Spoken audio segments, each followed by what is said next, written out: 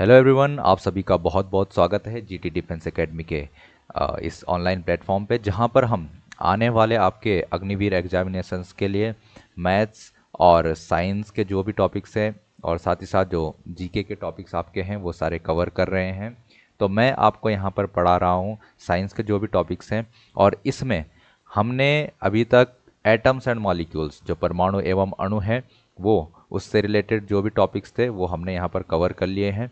आज हम नया टॉपिक शुरू करने वाले हैं। नया टॉपिक जो कि हमारे पास क्या रहेगा, पदार्थ रहेगा। नया टॉपिक क्या है, पदार्थ, मैटर। यहाँ पर हमारे पास नया टॉपिक रहने वाला है।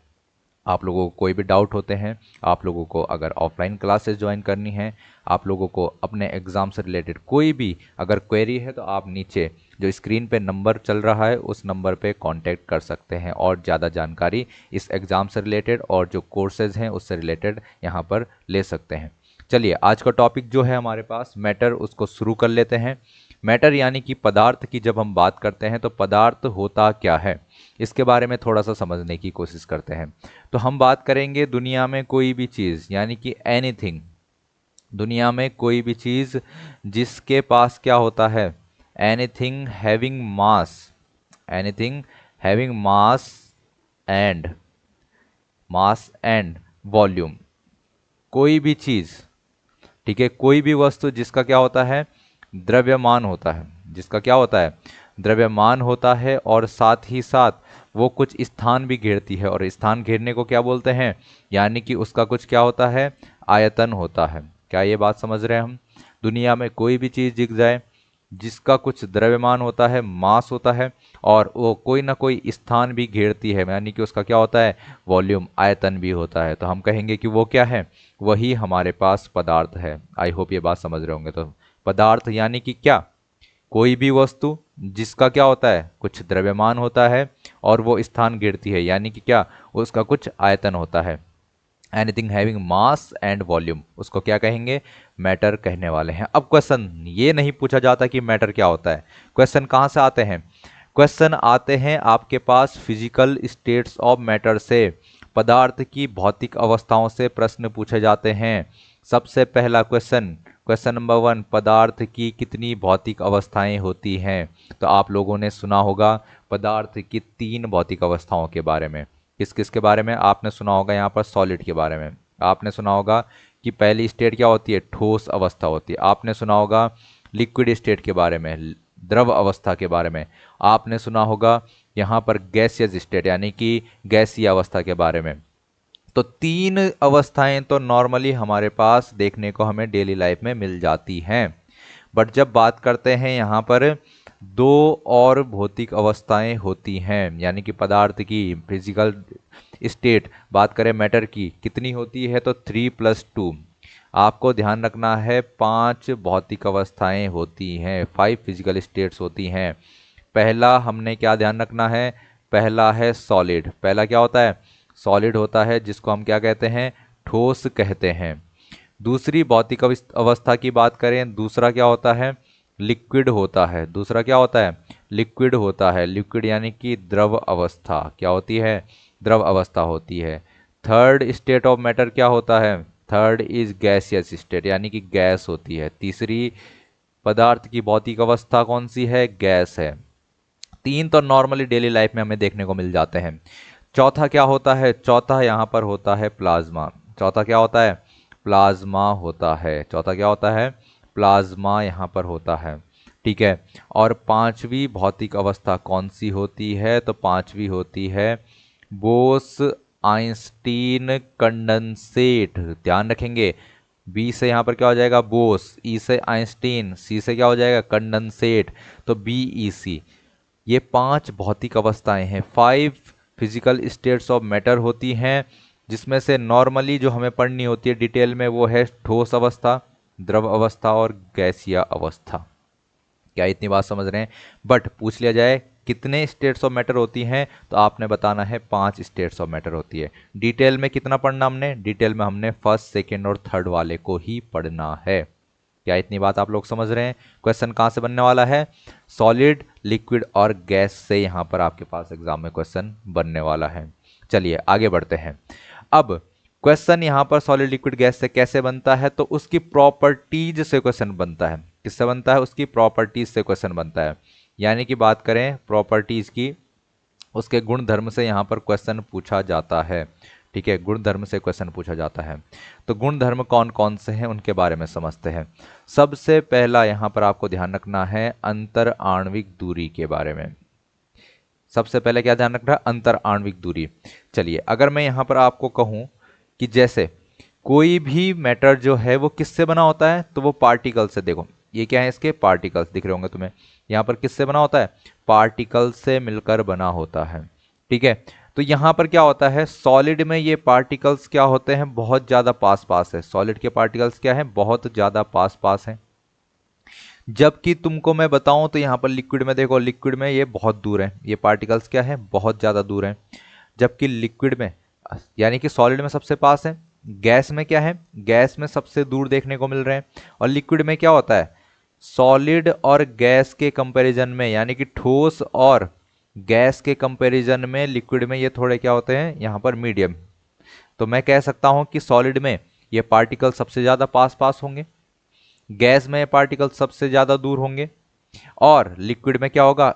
सॉलिड और गैस के बीच में ये चीजें होने वाली हैं। आई होप ये चीज आप समझ पा रहे होंगे। ठीक है, तो यहां पर जब मैं बात करूंगा अंतर आणविक दूरी की, कि डिस्टेंस किस में सबसे ज्यादा है, तो आप देख सकते हैं डिस्टेंस सबसे ज्यादा किस में देखने को मिल रहा है? यहां पर गैस के पार्टिकल्स के बीच देखने को मिल रहा है। तो आप लोग क्या करेंगे? अंतर आणविक दूरी सबसे ज्यादा किस में होगी? तो यहां पर किस में? गैस में क्या होने वाली है? मैक्सिमम। गैस में क्या होगी? मैक्सिमम होगी, यानी कि सर्वाधिक।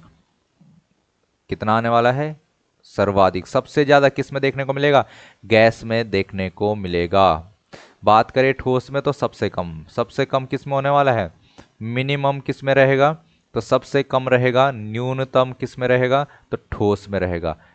किसकी बात हो रही है? तो अंतर आणविक दूरी की बात हो रही है, इंटरमॉलिक्यूलर डिस्टेंसेस की बात हो रही है। आई होप ये बात आप समझ रहे हैं। और यहां पर जब मैं बात करूंगा लिक्विड में, तो यहां पर क्या रहेगा? मीडियम। यहां पर क्या रहेगा? मीडियम, यानी कि मध्यम, दोनों के बीच में। क्या आप ये समझ रहे हैं? चलिए, सेकेंड जो यहां पर आपके पास गुण रहेगा, प्रॉपर्टी रहेगी, वो है अंतर आणविक आकर्षण बल, इंटरमॉलिक्यूलर अट्रैक्शन फोर्सेस। यानी कि इससे क्या समझते हैं आप? कि इन पार्टिकल्स के बीच में सबसे ज्यादा फोर्स ऑफ अट्रैक्शन, यानी कि एक दूसरे को कौन सबसे ज्यादा खींच रहे हैं? अरे अगर जो एक दूसरे को सबसे ज्यादा खींच रहे होंगे वही तो सबसे ज्यादा पास होंगे। तो क्या आप ये समझ रहे हैं कि जो सॉलिड है, सॉलिड के पार्टिकल एक दूसरे को बहुत ही ज्यादा खतरनाक अट्रैक्शन फोर्स से खींचते हैं। तो इंटरमॉलिक्यूलर अट्रैक्शन फोर्स से सबसे ज्यादा कहां पर देखने को मिलेगा? यहां पर मैक्सिमम देखने को मिलेगा। किसमें? ठोस में। यानी कि सर्वाधिक किस में होगा? तो यहां पर सॉलिड में होगा। और सबसे कम, न्यूनतम किस में होने वाला है? तो गैसेज में, मिनिमम। गैसेज में क्या होगा? मिनिमम होगा, न्यूनतम होगा। फिर बात करें किसकी? लिक्विड की, तो लिक्विड में क्या आने वाला है? मीडियम। बिल्कुल, मॉडरेट भी कहते हैं इसको भाई, मिनिमम या मॉडरेट, मध्यम। यानी कि ये किसके बीच में रहेगा? ये सॉलिड और लिक्विड के, सॉलिड और गैस के बीच में रहने वाले हैं, ये मीडियम। समझ सकते हैं इसको। चलिए, नेक्स्ट जो यहां पर क्या रहेगा? प्रॉपर्टी रहेगी गुणधर्म की। तो घनत्व की बात करें, घनत्व क्या होता है यार? घनत्व एक प्रॉपर्टी है, और मैं तुम्हें बता दूं कि जिसके पार्टिकल जितने ज्यादा पास होंगे उसकी डेंसिटी उतनी ही ज्यादा होने वाली है। तो क्या आप मुझे बता सकते हैं कि यहाँ पर किसके पार्टिकल, किसके कण सबसे ज्यादा पास है?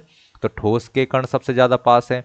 तो इसलिए जो ठोस होते हैं उनकी डेंसिटी यानी घनत्व भी क्या होता है? यहाँ पर मैक्सिमम होता है। तो यहाँ पर मैं सीधे इसको वापस इसी तरीके से उतार देता हूँ, यानी कि डेंसिटी भी किसकी ज़्यादा रहेगी? यहाँ पर सॉलिड की सबसे ज़्यादा रहेगी। घनत्व किसका ज़्यादा रहेगा? सॉलिड का। फिर बात करें यहाँ पर गैस के लिए, तो गैस के लिए यहाँ पर क्या रहेगा? मिनिमम होने वाली है। गैस के लिए क्या रहने वाला है? मिनिमम रहेगा। क्या? डेंसिटी। और आप समझ सकते हैं फिर लिक्विड के लिए क्या होने वाला है? यहाँ पर लिक्विड के लिए मीडियम रहेगा। आई होप ये बात आप समझ रहे होंगे। ठीक है, तो डेंसिटी डिपेंड करती है पार्टिकल्स पे कि पार्टिकल्स कितने पास हैं, कितने दूर है। जितने ज़्यादा पास होंगे उतनी ज़्यादा डेंसिटी, घनत्व होने वाला है। और आपके लिए एक और सवाल मेरी तरफ से, आप लोग मुझे बताएंगे कि घनत्व का फॉर्मूला क्या होता है। आप सभी मुझे बताएंगे कि अगर हमें किसी चीज़ की डेंसिटी अगर बतानी है तो इसका एक फॉर्मूला होता है, वो फॉर्मूला क्या होता है? ये आप सभी के लिए एक क्वेश्चन रहेगा। चलिए, आगे नेक्स्ट प्रॉपर्टी पे चलते हैं। गुणधर्म क्या है? गतिज ऊर्जा। गतिज ऊर्जा की बात कर रहे हैं हम जब, तो गतिज ऊर्जा का क्या मतलब हुआ? तो गतिज ऊर्जा का मतलब होता है वो ऊर्जा, काइनेटिक एनर्जी मतलब वो एनर्जी जो किसकी वजह से रहती है? मोशन, यानी कि जो पार्टिकल्स हैं उनके मूवमेंट की वजह से होने वाली है, कि वो कितनी तेज मोशन कर रहे हैं उनकी वजह से जो एनर्जी रहेगी उसको हम कहेंगे काइनेटिक एनर्जी। आप मुझे बता सकते हैं किसके पार्टिकल्स हैं जो कि खतरनाक मोशन कर रहे होंगे, जो एक जगह पे स्थिर नहीं होंगे? सॉलिड के पार्टिकल्स तो पास पास हैं, तो वो उनका मूवमेंट कम रहेगा, रिस्ट्रिक्टेड रहेगा। लेकिन जो गैस के पार्टिकल्स है उनके बीच में अट्रैक्शन फोर्सेस, हमने भी बात करी थी, मिनिमम है, एक दूसरे को बांध के नहीं रख सकते हैं। और जब एक दूसरे को बांध के नहीं रख सकते हैं तो वो क्या करेंगे? फ्रीली मूव कर रहे होंगे और बहुत तेजी से मूवमेंट उनके बीच होता है, इसलिए उनकी यहाँ पर काइनेटिक एनर्जी, गतिज ऊर्जा क्या होगी? सर्वाधिक होने वाली है। क्या होने वाली है? सर्वाधिक होने वाली है। तो मैक्सिमम काइनेटिक एनर्जी किसके पार्टिकल्स की होगी? यहाँ पर गैस के पार्टिकल्स की होगी। तो यहाँ पर मैं कह सकता हूँ कि सॉलिड के पार्टिकल्स कैसे रहेंगे? मिनिमम काइनेटिक एनर्जी वाले रहेंगे, यानी कि न्यूनतम न्यूनतम गतिज ऊर्जा रहने वाली है। और फिर दूसरा समझ ही सकते हो तुम, यहाँ पर जो लिक्विड है, लिक्विड के लिए क्या रहेगा? मीडियम, यानी कि मध्यम, यहाँ पर उनका काइनेटिक एनर्जी रहने वाली है। क्या आप ये बात समझ रहे हैं? अगर आपको ये सारे टॉपिक समझ में आ रहे हैं, जो भी मैं आपको बता रहा हूँ, जो भी मैं आपको पढ़ा रहा हूँ, तो आप लोग एक बार यहाँ पर कमेंट कर लीजिएगा। उससे हमारा क्या होता है कि हमें थोड़ा सा एक मोटिवेशन मिलता है कि हाँ, हमारा पढ़ाया हुआ अगर बच्चों को समझ में आ रहा है तो हम अपना और बेटर यहाँ पर दे सकते हैं। ठीक है? और इस बात की फिक्र मत करना कि ये टॉपिक्स हो रहे हैं, इसके एमसीक्यू क्वेश्चंस कैसे हम करेंगे, प्रीवियस ईयर कैसे क्वेश्चन हम कहाँ से करेंगे। एक बार ये सिलेबस कंप्लीट हो जाए आपका साइंस का, मैं आपको यहाँ पर गारंटी दे रहा हूँ कि इसके जो सारे क्या होंगे, एमसीक्यू क्वेश्चंस होंगे, वो भी इसी चैनल पे हम करने वाले हैं।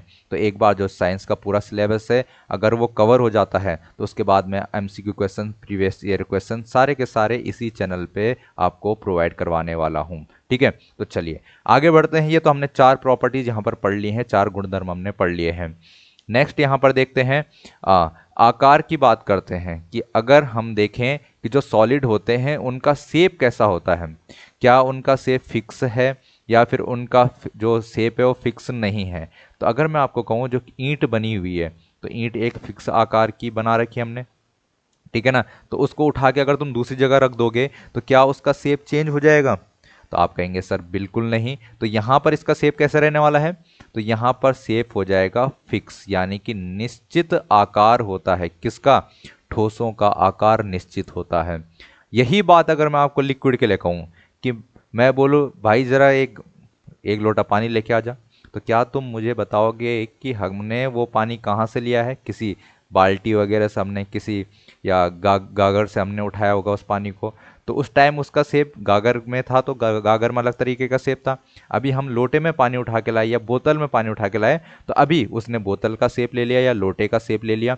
तो आप मुझे बता सकते हैं कि यहाँ पर लिक्विड का जो शेप रहेगा क्या वो फिक्स रहेगा? तो बिल्कुल नहीं।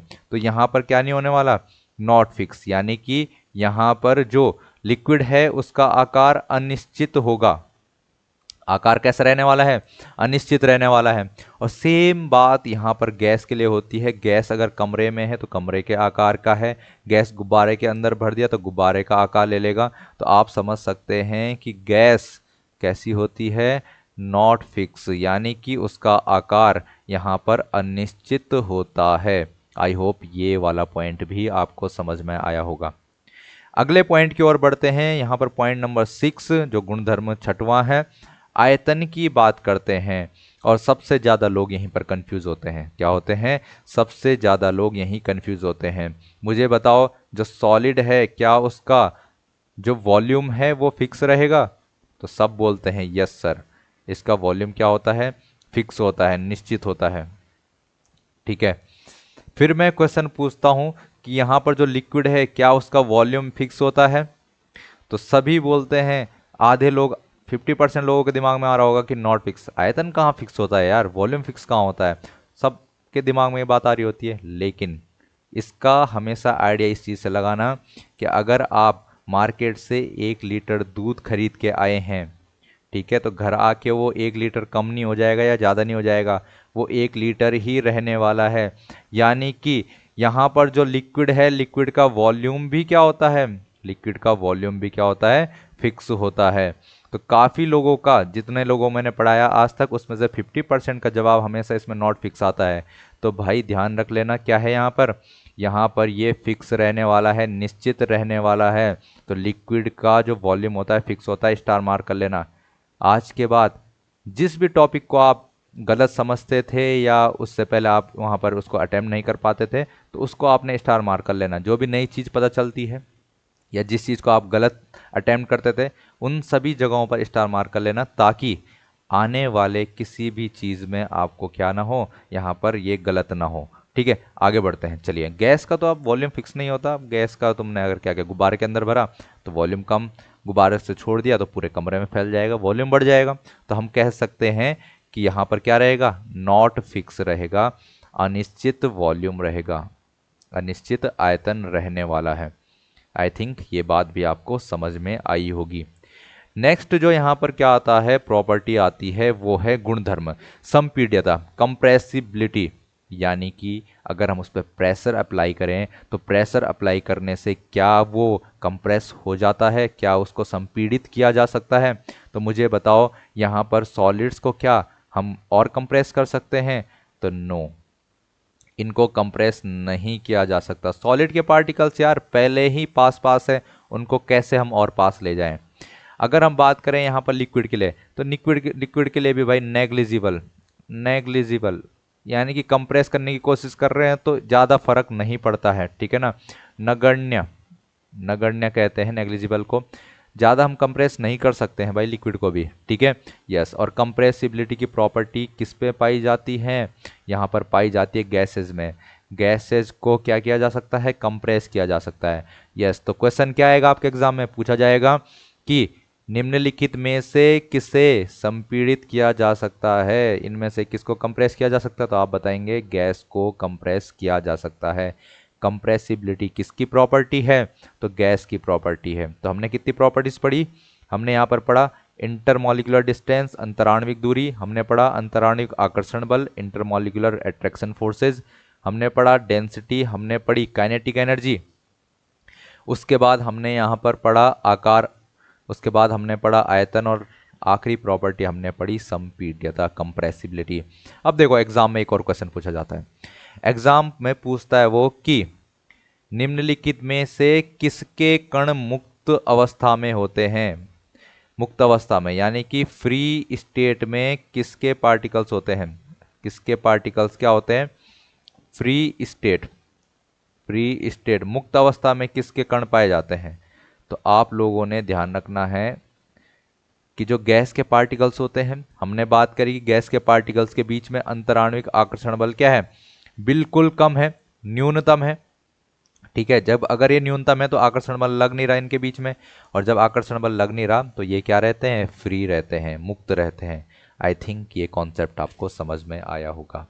तो चलिए अब आगे बढ़ते हैं मैटर में। हमें मैटर की फिजिकल स्टेट के बारे में तो पता चल गया कि इनके क्या है कितनी फिजिकल स्टेट होती है, 5 फिजिकल स्टेट होती हैं।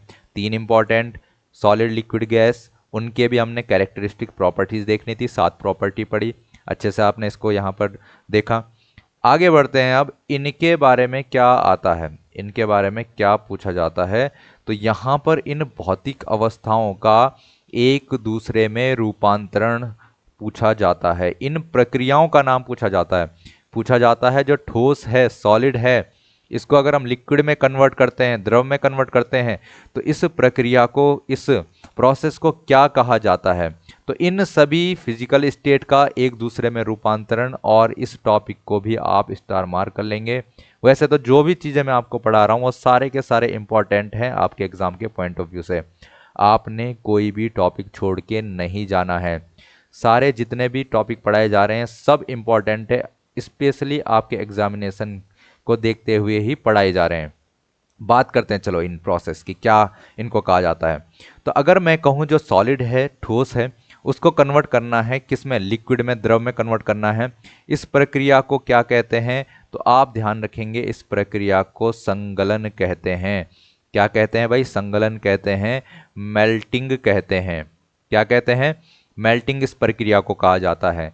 यहीं पर अगर मैं आपसे कहूं कि अगर लिक्विड को हमें कन्वर्ट करना है सॉलिड में, यहां पर लिक्विड को ठोस में कन्वर्ट करना है, तो इस प्रोसेस को क्या कहा जाता है?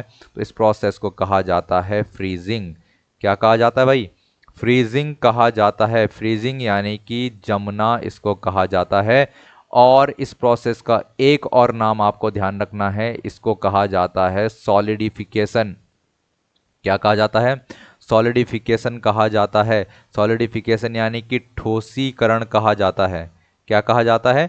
ठोसीकरण इसको कहा जाता है। उम्मीद करता हूं ये चीज़ें आपको ध्यान रखनी है। यहां पर आप लोग मेहनत करेंगे भाई, बिना मेहनत के कुछ नहीं होने वाला। प्रोसेस वन क्या हो गया? संगलन, मेल्टिंग। और दूसरा क्या है? फ्रीजिंग, जमना, सॉलिडिफिकेशन, ठोसीकरण। तो दूसरी प्रोसेस का नाम हो जाएगा। एरो ध्यान रखेंगे, एरो किधर से किधर बन रहा है? ये ठोस से द्रव की तरफ बना रखा मैंने, और ये लिक्विड से सॉलिड की तरफ बना रखा है। ठीक है ना? ध्यान रखेंगे। आगे बढ़ते हैं। अगर लिक्विड से पहुंच रहे हैं हम कहाँ? गैस में। कहाँ? लिक्विड से हम पहुंच रहे हैं गैस में, तो हम इस प्रक्रिया को कहते हैं इवेपोरेशन। इवेपोरेशन कहा जाता है भाई। क्या कहा जाता है? इवेपोरेशन, या फिर वेपराइजेशन कहा जाता है। वेपराइजेशन इसको कहा जाता है। इवेपोरेशन कहा जाता है या फिर वेपराइजेशन। हिंदी में बोलेंगे वाष्पीकरण। हिंदी में क्या बोलेंगे? वाष्पीकरण बोलेंगे। ठीक। कितनी प्रोसेस हो गई? 3 प्रोसेस हो गई। चौथी प्रोसेस हमारे पास आएगी गैस से लिक्विड। किधर आना है अब? गैस से लिक्विड आना है। तो चौथी प्रोसेस गैस से लिक्विड आती है, इसको कहते हैं संघनन। क्या कहते हैं? संघनन कहते हैं। इंग्लिश में कहेंगे कंडेंसेशन। क्या कहेंगे? कंडेंसेशन कहेंगे। ठीक है ना? नोट करेंगे इन सभी चीज़ों को। मैंने बार बार बोलूँगा कि जो भी चीज़ें यहाँ पर कराई जा रही हैं, आपके पास एग्जाम के लिए भी टाइम है। ठीक है? तो आप लोग इनके अच्छे से नोट्स प्रिपेयर करेंगे। नोट्स प्रिपेयर करने के बाद रिवीजन करने में आसानी होती है। ठीक है? तो नोट्स प्रिपेयर करेंगे सभी। तो 3 और 4, 4 प्रोसेस हो गई। फिर आते हैं 5वीं प्रोसेस पे। अभी डायरेक्टली हमें क्या करना है? सॉलिड से गैस में कन्वर्ट करना है। सॉलिड से गैस में कन्वर्ट करना है, बिना लिक्विड स्टेट में जाए हुए। तो इस प्रक्रिया को कहा जाता है सब्लिमेशन। क्या कहा जाता है? सब्लिमेशन कहा जाता है। क्या कहा जाता है? सब्लिमेशन कहा जाता है। सब्लिमेशन को हिंदी में कहते हैं ऊर्ध्वपातन। क्या कहते हैं भाई इसको? ऊर्ध्वपातन कहते हैं। ध्यान रखेंगे, इसको क्या कहा जाता है? ऊर्ध्वपातन कहते हैं। और नेक्स्ट प्रोसेस जो छठवीं प्रक्रिया हमारे पास रहेगी, छठवीं प्रक्रिया होगी गैस से आना है भाई तुम्हें अब सॉलिड में। किधर आना है? गैस से आना है अब सॉलिड में। तो गैस से सॉलिड में आने को बोलते हैं डिपोजिशन। क्या कहते हैं? डिपोजिशन कहते हैं। डिपोजिशन को हिंदी में कहते हैं निक्षेपण। क्या कहते हैं? निक्षेपण कहा जाता है। क्या आप इतनी बात समझ रहे हैं? क्या क्या बात है मैंने आपको बताई? कितनी प्रोसेस है? 6 प्रोसेस है। वेरी इंपॉर्टेंट प्रोसेस है सभी के सभी। पहली प्रोसेस सॉलिड से लिक्विड, संगलन यानी मेल्टिंग कह रहे हैं। फिर दूसरी प्रोसेस लिक्विड से सॉलिड आ रहे हैं, क्या कह रहे हैं? फ्रीजिंग कह रहे हैं, जमना या फिर सॉलिडिफिकेशन, ठोसीकरण कह रहे हैं। तीसरी प्रोसेस लिक्विड से गए गैस में। कहाँ गए? लिक्विड से गैस में। इसको कहते हैं इवेपोरेशन या वेपराइजेशन, वाष्पीकरण कहते हैं। चौथी प्रोसेस क्या है हमारे पास? गैस से लिक्विड। गैस से लिक्विड को क्या कहते हैं? संघनन यानी कि कंडेंसेशन कहते हैं। और फिर हमने बात करी 5वीं प्रोसेस की, डायरेक्टली सॉलिड से हम गए गैस में, इसको कहते हैं सब्लिमेशन यानी कि ऊर्ध्वपातन। और फिर लास्ट प्रोसेस यहाँ पर हमने देखी डिपोजिशन, छठवीं प्रोसेस गैस से डायरेक्टली सॉलिड में आने को क्या कहते हैं? डिपोजिशन कहते हैं, निक्षेपण कहते हैं। और इस टॉपिक से भी आपके प्रीवियस ईयर में क्वेश्चन पूछे गए हैं। तो उम्मीद करता हूँ ये सभी पॉइंट आपको समझ में आए होंगे। तो चलिए इस वाले लेक्चर के लिए इतना ही रखते हैं। अभी मैटर में हम नेक्स्ट वाले लेक्चर में डिस्कस करेंगे क्लासिफिकेशन ऑफ मैटर, यानी कि पदार्थ का वर्गीकरण किस तरीके से किया जाता है, किस किस टाइप से इसको क्लासिफाई किया जाता है। उम्मीद करता हूँ ये सारे पॉइंट्स आपको समझ में आए होंगे और आप लोग भी अपनी तरफ से तैयारी कर रहे होंगे। जो आपको पढ़ाया जा रहा होगा उसको आप लोग रिवाइज कर रहे होंगे।